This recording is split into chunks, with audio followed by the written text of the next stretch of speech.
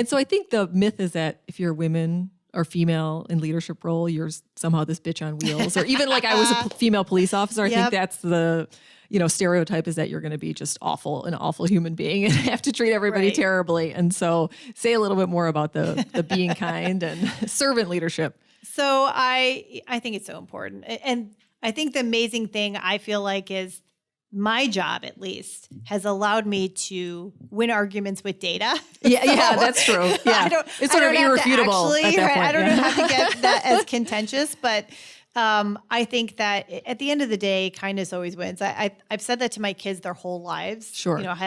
Be kind, have courage. In fact, I probably said it too much because my daughter has it tattooed across her shoulder now. Oh boy, yeah. You're like, thank you, but it's sunk in, literally. Yeah.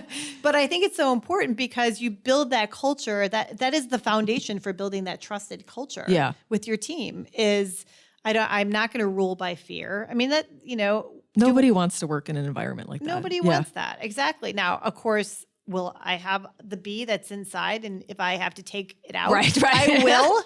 Of course. Yeah, of course. But I don't feel the need to take it out that often. And I think because of I always feel like my job is to enable my team. How do I help them be successful? How do I keep things out of their way?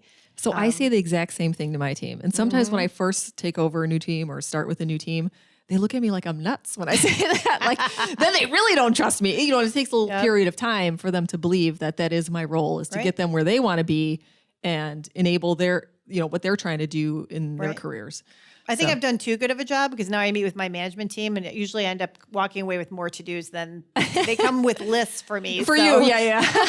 So I've evidently done a good job of that. But I have seen people transform when they know someone believes in them, when they know that you're there to support them and you truly understand what their strengths are and you work with them on the weaknesses, and you do that with a level of kindness so that feedback is very well received. Right. And I think that takes time to perfect. But I've had several people over the years who, might have been labeled as difficult. Sure. And I always saw it as this great challenge, that there is a way to tell people what they're really good at and where they can be even better that is more inspiring than, hey, you really suck at this and you gotta do better or else. But there is ways to inspire people to transform on the things they're weak on, and it's rooted in kindness and trust.